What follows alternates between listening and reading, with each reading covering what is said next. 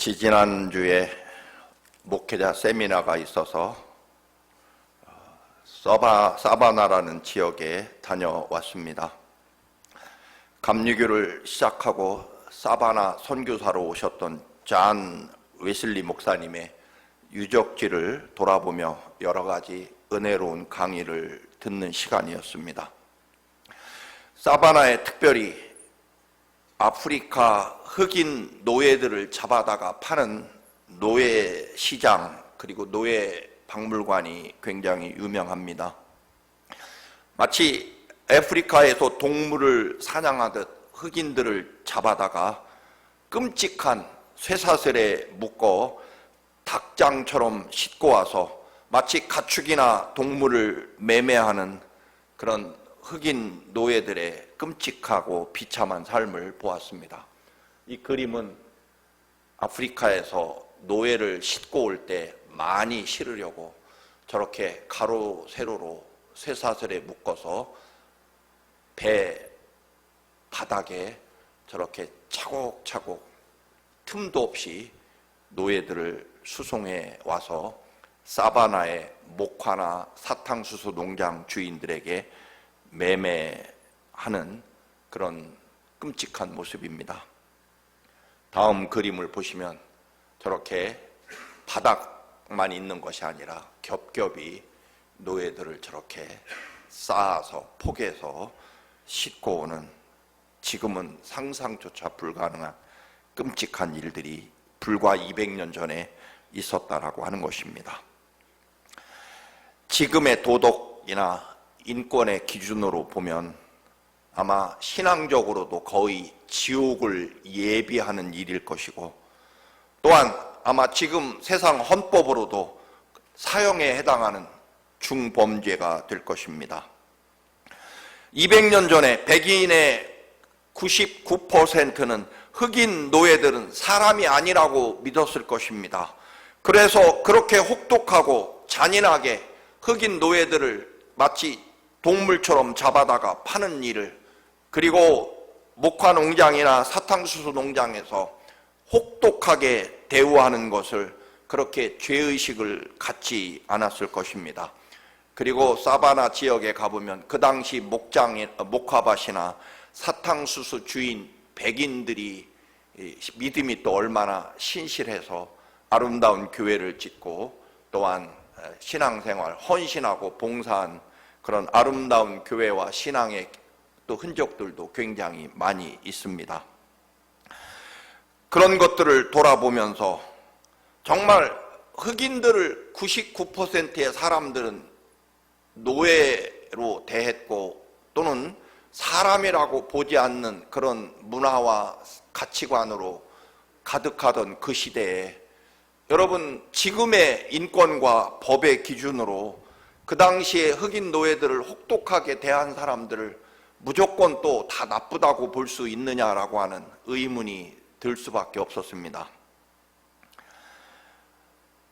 그 시대에도 흑인이 하나님이 지으신 거룩한 사람이며, 또한 그 시대에도 흑인도 우리의 한 형제 자매라고 그렇게 주장하던 소수의 사람들은 사실은 미쳤거나 이단 사상을 가진 사람이라고 여긴, 그렇게 박해받던 시대도 있었습니다. 그것은 오늘 이 시대를 살아가는 우리에게도 또 한 번 물어야 될 질문일 것입니다. 지금 우리가 옳다고 믿는 이 가치관이 과연 200년 후에도 절대적으로 옳으냐라고 하는 그런 어려운 질문 말입니다. 여러분, 우리는 믿음을 갖는다고 해서 생각을 하지 않는다거나 고민이 없어야 된다는 이야기는 전혀 다른 이야기입니다. 신학교 수업 시간에 한 학생이 아주 심각하고 진지하게 교수님에게 묻습니다. 교수님, 하나님 뜻은 무엇일까요? 다소 엉뚱한 질문에 학생들이 웃기도 하였습니다. 대단히 쉬운 질문이기도 하지만 또 사실은 대단히 대답하기 어려운 질문입니다. 교수님은 대답하지 않고 신학교 학생들에게 다시 묻습니다. 목사가 되겠다고 공부하는 신학생 여러분, 여러분은 하나님 뜻이 무엇이라고 생각합니까? 그러나 막상 신학생들도 하나님 뜻이 무엇이냐라고 하는 묻는 질문에 아무도 대답할 수 없었습니다. 교수님은 잠시 후에 이렇게 대답했다고 합니다. 이건 신학적인 내용이 아니라 그냥 내 개인적이고 막연한 생각을 말하라면 나는 이렇게 하나님 뜻을 구분한다네. 내 생각이 아닌 것일수록, 내 원하는 것에서부터 멀어질수록 하나님 뜻일 가능성이 훨씬 높다고 말이네. 풀어서 말씀드리면 우리가 하나님 뜻이 무엇이냐라고 말할 때 내게 힘이 들고 손해보는 희생을 요구하는 쪽일수록, 우리는 내가 부유해지고 풍부해지고 높아지고 칭찬받는 쪽이 하나님 뜻이고 하나님의 영광이고 하나님의 축복이라고 여기지만, 사실은요, 우리가 진정 예수 그리스도의 십자가 보혈의 그 보혈의 피로 우리의 영혼과 삶이 구원받은 하나님의 새로운 백성으로 살아간다면, 사실 우리들도 하나님 뜻이 무엇이냐고 고민할 때 내가 희생해야 되고 손해봐야 되고 낮아지고 또한 섬겨야 되는 쪽이 하나님 뜻일 때가 사실은 대부분이라고 봐도 과언이 아닐 것입니다. 자주 말씀드립니다만 평생 설교하고 기도하는 것이 직업으로 살아온 목사인 저도 하나님 뜻이 무엇이냐라고 물으면 사실 쉽게 대답할 수 없습니다. 여러분, 돌팔이라는 말이 있습니다만 돌팔이의 특징은 아주 진단도 빠르고, 그리고 여러분 치료 방법도 아주 빠릅니다. 그걸 우리는 돌팔이라고 말합니다. 진짜 여러분 의사들은요, 소변 검사도 하고 부모님 여러분 패밀리 히스토리도 어떤 질병으로 돌아가셨는지도 묻고 피 검사도 하고, 그것도 부족하면 조직 검사도 하고 MRI 촬영도 하고 CT 촬영도 하고, 여러분 그런 수많은 진단, 그리고 잘 모르겠습니다라고 말하고 컴퓨터에 가서 이런 모든 증세를 가지고 어떤 질병인지 진단하기가 어려울수록 사실은 좋은 의사라고 보면 됩니다. 여러분, 유튜브에 떠다니는 수많은 건강에 관한 또는 질병에 관한 진단, 여러분 절대로 믿지 마시기 바랍니다. 그런 거 아닙니다. 여러분, 우리의 신앙은 더더욱 두말할 것도 없습니다. 사랑하는 하나님의 백성으로서의 삶이라고 하는 것, 그렇게 하나님 뜻을 쉽게 분별하기가 그렇게 쉽지 않다라고 하는 것입니다.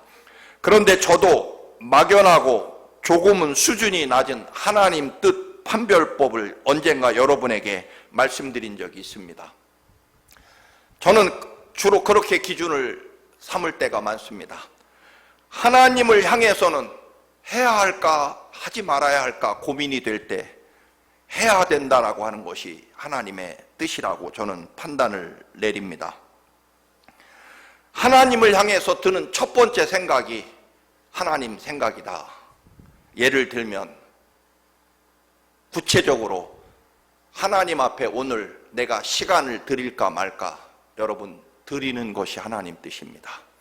왠지 하나님의 영광을 위해서 뭔가 하고 싶거나, 또는 문득 내가 하나님의 교회를 위해서, 또는 오늘 특별히 하나님 앞에 뭔가 헌금을 해야 되겠다라고 말할 때 생각이 들 때가 있습니다. 기도해야 되겠다는 생각이 들 때가 있습니다. 그런데 언제나 우리는 두 번째 생각이 그것을 가로막습니다. 시간이 없는데, 혹은 피곤한데, 혹은 그 돈이면 우리 아이 원하는 아이폰을 사줄 수 있을 텐데, 그거 헌신하면 렌트비가 모자랄 텐데 라는 등등의 그런 두 번째 인간적인 생각과 현실이 발목을 잡을 때가 있습니다. 여러분, 그래서 저는 처음 드는 생각이 하나님 생각이라고 판단하고 그렇게 따르려고 하는 경우가 많습니다. 지난 월요일 16일에 이제 어제 장례식을 마친 고 이서봉 성도님의 요양원에 방문을 하기로 마음을 먹었었습니다. 그런데 낮에 갑자기 일이 생기고 또 다른 집 오다가 신방을 하다 보니까 오후 5시가 넘었습니다. 굉장히 일단 육신적으로 피곤했고, 그리고 지금 가면 5시가 넘어서 저녁 식사 시간일 텐데, 또는 기타 여러 가지 이유로 내일 가자 하는 생각이 들었습니다. 그런데 그때도 역시 처음 가기로 했던 하나님을 향한 처음 생각이 하나님 뜻이라고 여기는 습관이 있기 때문에 그래도 가자.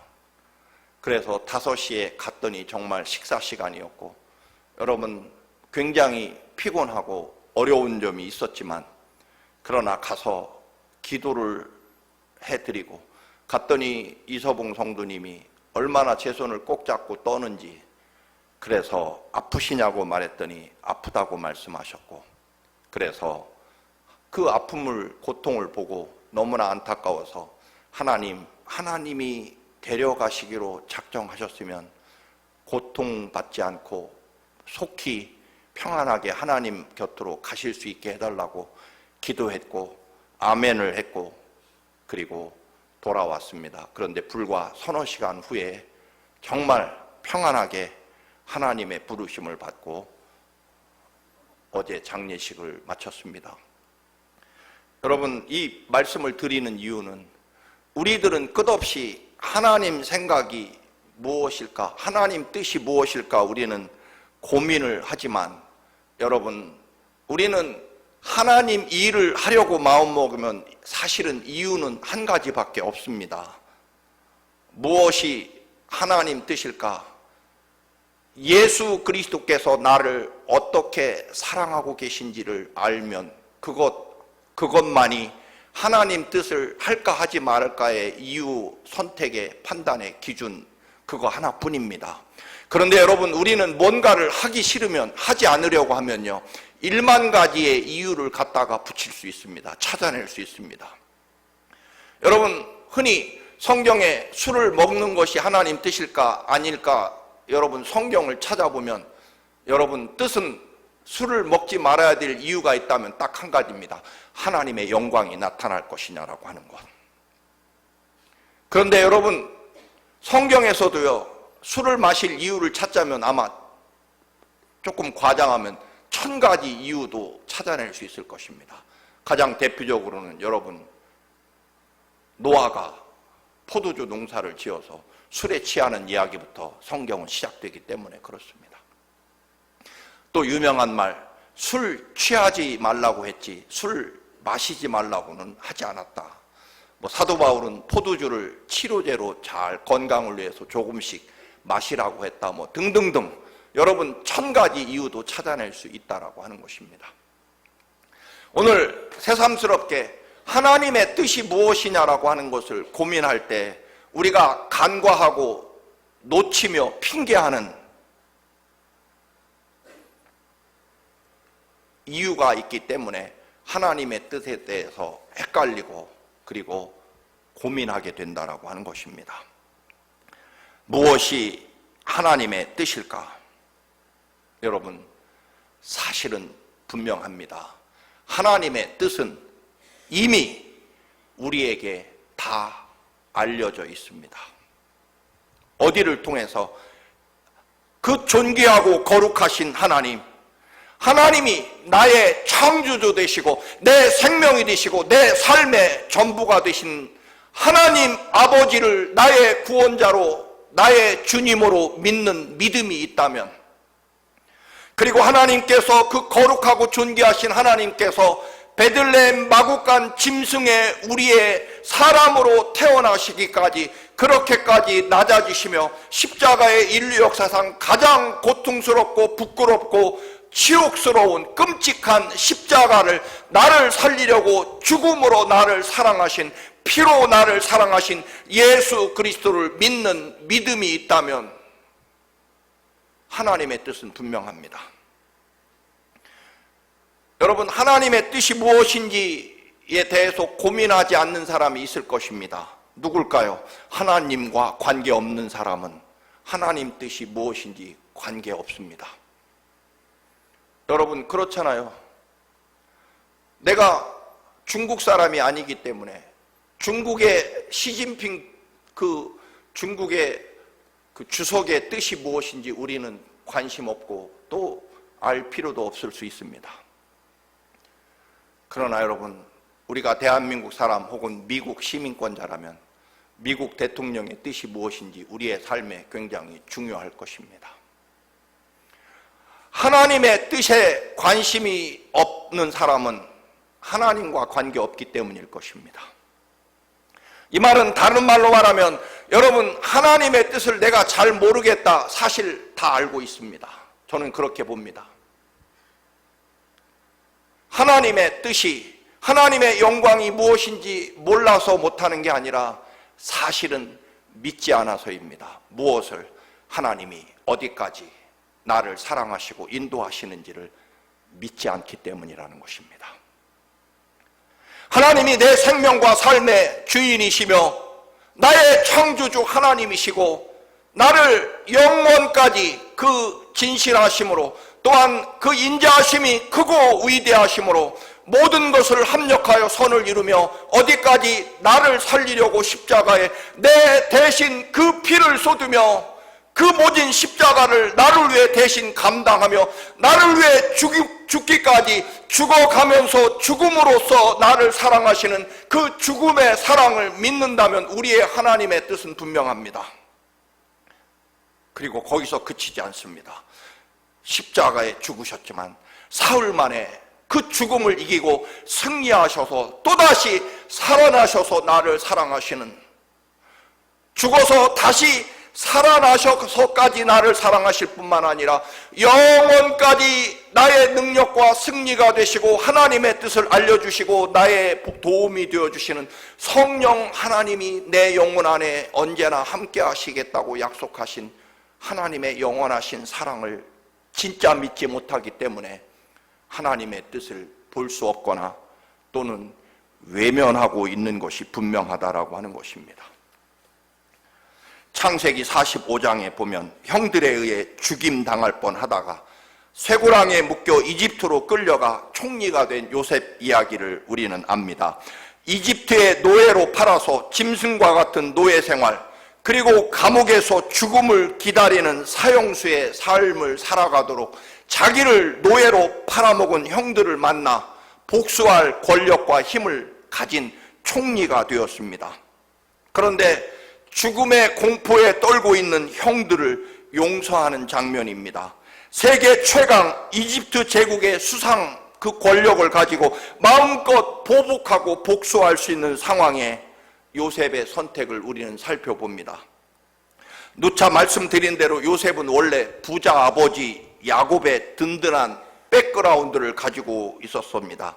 11명의 형제 중에 아버지는 유독 요셉만을 편애했습니다. 창세기 37장에 보면 아버지 야곱은 여러 아들보다 요셉을 깊이 사랑했고 요셉에게만 채색 옷을 입혀 키웁니다. 이런 편애로 자란 요셉, 이런 아버지의 특별한 배경은 결국 오히려 야곱을 철저하게 망가지고 비참하게 만드는 그런 요소가 됩니다. 아버지의 인간적인 특별한 사랑은요, 채색 옷을 소위 말하는 인도와 중국에서 수입한 고급 염색 재료로 염색한 명품 옷만 입히고 키운 아버지의 극진한 사랑은 아버지의 사랑이 더해지면 더해질수록 요셉은 점점 더 불행해지게 됩니다. 결국 아버지의 이 특별한 사랑은 요셉을 머나먼 나라 노예로 팔려가게 하는 그런 요소가 됩니다. 그나마 사형수로 전락했고 누구도 요셉을 도울 수 없는 완벽한 절망의 자리에 처하게 됐을 때 비로소 하나님이 요셉을 돌보기 시작하십니다. 그리고 이집트의 총리가 되어서 요셉은 아버지가 물려주셨을 재산보다 비교조차 할 수 없는 세상적으로도 위대한 엄청난 권력과 부를 소유한 이집트의 총리가 됐을 뿐만 아니라 사실은 그것은 중요한 것이 아니고 하나님의 구원의 역사, 이스라엘 민족을 하나님의 거룩한 백성으로 세우시는 하나님의 거룩한 역사가 요셉으로부터 본격적으로 시작되는 것을 보게 됩니다. 여러분, 인간의 사랑과 돌봄을 받으면 훨씬 더 잘 될 것 같지만 그렇지 않습니다. 하나님의 권능과 능력과 역사를 하나님의 돌보심을 받을 때 우리는 위대한 삶을 살아갈 수 있다라고 하는 것입니다. 오늘 하나님의 뜻이 무엇일까? 여러분, 하나님의 살아계심을 믿는 믿음이 하나님의 뜻이라는 것입니다. 우리는 이 믿음에서 출발하거나 믿음에서 모든 것을 판단하지 않기 때문에 하나님의 뜻을 모른다거나 혹은 알면서도 실제로 선택하고 결단하며 그 믿음대로 하나님 뜻대로 살지 않는 것뿐이다라고 하는 것입니다. 여러분, 하나님의 선하심과 인자하심이 영원합니다. 십자가에 죽기까지 사랑하시고 죽음에서 다시 승리하셔서 우리를 그렇게 사랑하십니다. 때문에 지금 혹 우리들의 삶이 너무나 힘겹고 어렵다고 할지라도 우리는 하나님의 살아계심과 하나님의 창조주 되심과 십자가에 죽기까지 사랑하심과 성령 하나님의 날마다 동행하시는 그 놀라운 사랑과 영원하신 은혜 안에 우리는 얼마든지 인내하며 기다릴 수 있다라고 하는 것입니다. 여러분, 예수님이 십자가를 앞에 놓고 겟세마네 동산에서 아버지, 할 수만 있으면 이 십자가를 저에게서 치워 주십시오. 이 잔을 내게서 옮겨달라고 기도하십니다. 여러분, 하나님이 하나님의 뜻을 말씀해 주셨습니까? 하나님 아버지는요, 예수님이 밤새도록 겟세마네 동산에서 땀이 핏방울이 되도록 기도해도요, 하나님은 한마디 말씀도 하시지 않습니다. 하나님의 뜻을 분명히 알려주시지 않았다는 것입니다. 결국 예수님은 어떻게 하십니까? 자리에 일어나셔서 제자들에게 말씀하십니다. 얘들아, 이제 일어나거라. 십자가를 지러 가자. 무슨 말씀일까요? 사실 하나님의 뜻은 이미 분명합니다. 예수님이 이 땅에 오실 때 하나님 아버지의 뜻은 주님이 인류의 모든 죄악을 대신 지시고 십자가에 죽으시기로 그렇게 그 사명을 가지고 이 땅에 오셨기 때문입니다. 결국 예수님은 하나님 아버지의 그 어떤 음성도 듣지 못했지만 하나님 아버지의 뜻이 무엇인지 하나님께서 알려주시지 않았지만 제자들을 깨워서 일어나 걸어가자, 십자가를 지러 가자라고 말씀하십니다. 여러분, 하나님의 뜻은 언제나 분명합니다. 다만 하나님의 살아계심과 영광, 영원토록 생명을 다해 우리를 사랑하시는 예수 그리스도의 그 은혜와 믿음을 믿지 않기 때문일 것이고, 알고 보면 내 뜻대로 이루어지기를 소원하는 마음이 훨씬 크기 때문에, 그래서 하나님의 뜻이 가리워진 것뿐이다라고 하는 것입니다. 더 나아가서는 내가 죽지 않고 살아나는 것을 하나님 뜻보다 앞세우기 때문에 하나님의 뜻이 나의 욕망에 의해서 가리워진 것뿐이다라고 하는 것입니다. 여러분, 에스더 왕비는 하만이라는 자가 모든 유대인들을 죽이려고 음모를 꾸밉니다. 에스더는 고민합니다. 우선 내가 살아남는 것이 하나님 뜻일까? 아니면 황제가 부르지 않았는데도 황제에게 찾아가 우리 유대인을 살려달라고, 나는 원래 유대인이었습니다라고 밝히고 우리 유대인을 살려달라고 말하다가 죽임당하는 것이 하나님 뜻일까? 여러분, 에스더 왕비가 3일 동안 금식하며 고민합니다. 나라도 살아남는 것이, 지금까지 유대인임을 밝힌 적이 없기 때문에 그냥 그대로 있으면 나는 살아남을 수 있을 터인데, 이 왕비의 권력을 가지고 다음에 하만에게 복수하는 것이 하나님 뜻일까? 아니면 잘못하면 죽으러 가는 황제가 부르지도 않았는데 가다가 죽을 수 있는데 그렇게 죽는 것이 하나님 뜻일까? 어떻게 결론을 내립니까? 에스더 왕비는 그 유명한 고백, 죽이면 죽으리라. 그리고 왕에게 나아갑니다. 그리고 유대인들을 구원해내고 살려냅니다. 내가 사는 것이 왕이 부르지도 않았는데 왕에게 찾아가는 것, 그러면 죽음이라고 하는 이 생각, 혼자라도 살아남아서 유대인들의 원한을 복수하고 언젠가 복수할 기회를 찾는 것, 그래서 이 왕비 자리를 유지하는 것이 하나님 뜻일까? 모르드게가 말합니다. 여호와께서 너를 왕비로 세운 것은 바로 지금 이때를 위한 것이 아니겠느냐. 이때야말로 모든 것을 내려놓고 살아계신 하나님의 영광과 구원을 위해 죽으면 죽으리라라고 하는 결심을 가지고 하나님 앞에 나아갈 때 위대한 승리와 영광이 이루어진다라고 하는 것입니다.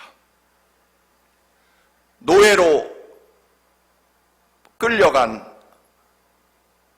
요셉, 정말 성실하고 경건하게 하나님 보고 살았는데도 마지막에는 주인 여자를 범하려고 했다는 끔찍한 죄악으로 사형수로 감옥에서 죽음을 기다립니다. 여기가 인생 끝이고 마지막인 줄 알았는데 거기서 또 배반을 당합니다. 황제의 술 맡은 요리사를 그에게 희망을 주고 그를 감옥에서 나가게 해주었지만 그 요리사에게 여러분 또 한 번 상처를 받습니다.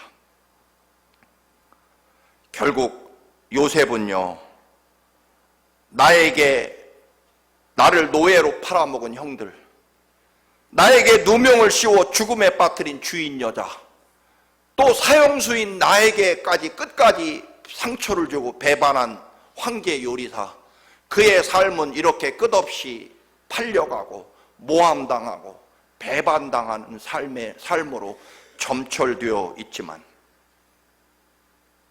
그러나 내 삶을 결정하고 인도하시는 분은 하나님이시라고 하는 믿음은 흔들림 없습니다.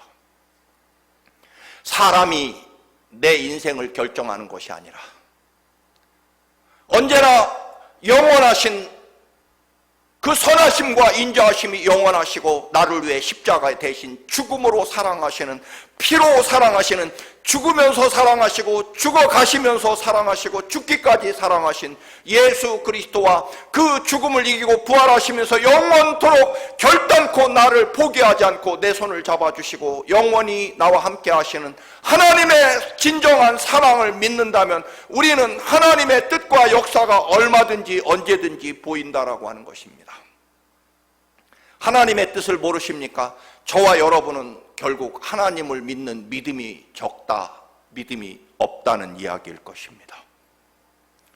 사랑하는 청암가족 여러분, 하나님 아버지 예수 그리스도를 믿으시기를 축원합니다. 끝까지 기다리시기 바랍니다. 여러분과 저를 이끄시는 분은 하나님이십니다. 하나님의 특별한 사랑과 보호, 그것이 내 삶의 모든 판단과 선택의 기준이라는 것입니다. 보디발 장군도 아니고 아버지 야곱도 아니고 반대로 나를 그토록 미워하고 없애려고 하는 수많은 사람들, 그런 사람이 아니라 언제나 단 한 번도 나를 놓지 않고 사랑하시는 신실하신 하나님의 사랑과 십자가에 내 대신 죽기까지 사랑하신 예수 그리스도의 그 은총이 하나님의 뜻이라는 것입니다. 하나님의 역사와 뜻은 결국 하나님 사랑과 살아계심을 믿느냐에 달려있다라고 하는 것입니다. 하나님의 사랑과 구원의 은총은, 뜻은 믿지 않으면 절대로 보이지 않기 때문에 그렇습니다. 하나님 뜻을 모릅니까? 그 말은 생명을 다해 하나님을 전적으로 믿지 않는다는 말과 같다, 그런 말씀입니다. 노예요 사형수였던 요셉을 성경은 뭐라고 말합니까? 창세기 40장 38절입니다. 노예로 팔려가 사형수가 되어 있는 요셉에 대해서 이집트 황제가 요셉을 불러 이렇게 말합니다. 하나님의 신이 충만한 사람, 하나님이 모든 것을 보여주는 사람이라고 표현합니다. 히브리 출신, 억울하게 형들에 의해서 팔려온 노예, 혹은 억울하게 주인 여자의 누명을 쓰고 사형수가 됐던 사람, 이런 수식어가 아니라 이집트 황제에게는 노예 요셉이 아니라 하나님의 신이, 하나님의 영이 충만한 사람, 즉 하나님의 영에 의해서 이끌려 사는 사람, 그리고 하나님이 모든 것을 보여주는 사람. 왜요? 살아계신 하나님이 영원토록 나와 동행하시고 기필코 나와 함께 하시고 내 삶을 인도하시는 그 하나님의 선하심을 어떤 상황 누구 앞에서도 믿는 사람이었기 때문에 하나님이 모든 것을 보여주고 하나님의 영이 함께하는 사람이라는 것입니다. 그래서 기꺼이 형들을 용서할까, 아니면 그동안 내가 당한 그 고난의 세월이 얼마인데 그냥 용서해 줄 수는 없지, 철저하게 무릎을 꿇고 사과를 받은 다음에 용서해야지. 여러분, 우리는 사실 그런 경우가 많을 것입니다. 반드시 사람들 앞에서 공적으로 나에게 끼친 손해나 나에게 준 모욕을 공개적으로 사과해야만 내가 용서할 것이다. 요셉은 그렇지 않습니다. 하나님의 뜻과 하나님의 역사를 믿었기 때문에 우리가 그 아는 대로 그 유명한 형들이 살려달라고 엎드려 용서를 빌었을 때, 형님들, 나를 노예로 팔려온 것은 하나님이시지 형님들이 아닙니다. 형님들이 나를 노예로 판 것이 아니라 하나님이 우리 민족을 구원하시려고 나를 앞서서 먼저 보내신 것입니다. 때문에 나는 용서할 자격조차 권한조차 없습니다. 하나님이 하신 일을 제가 어찌 용서하고 말고가 어디 있겠습니까? 저는 아예 그런 자격도 없습니다. 하나님의 뜻이 이루어진 것이기 때문입니다. 사랑하는 교회 여러분, 하나님의 역사하심을 믿는 사람이 용서할 수 있습니다. 하나님의 영이 지배하는 사람, 하나님이 그래서 모든 것을 보여주는 역사, 하나님의 선하심과 인자하심과 사랑하심을 믿는 것, 그 사람이 용서할 수도 있습니다. 사랑하는 교회 여러분, 하나님의 뜻을 알고 싶으십니까? 죄송한 표현이지만 진짜 하나님을 믿으시기를 바랍니다. 그러면 보입니다. 그러면 알게 됩니다. 그러면 모든 것이 하나님의 인도하심과 역사하심이기 때문에, 그리고 우리는 십자가 보혈의 거룩한 그 십자가 사랑 앞에서 사실은 용서란 단어조차도 꺼낼 자격이 없다는 것을 우리는 알게 됩니다.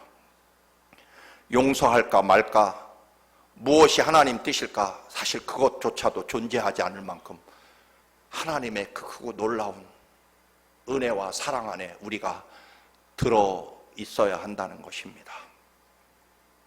여러분, 그렇지 않습니까? 또 말씀드립니다. 촛불이 밝으냐 등잔불이 밝으냐, 고급 양초가 더 밝고 향기가 나느냐, 또는 올리브유를 쓰고 아니면 등유를 쓰느냐에 따라 등잔불이 밝고 어두우냐.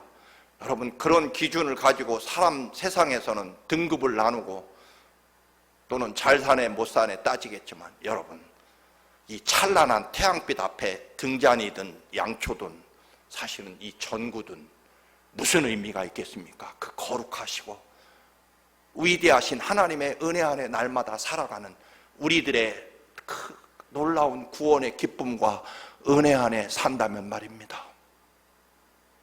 하나님의 뜻을 알기를 원하시는 여러분, 하나님이 어디까지 얼마나 여러분을 사랑하시는지 믿으시기를 축원합니다. 믿음입니다.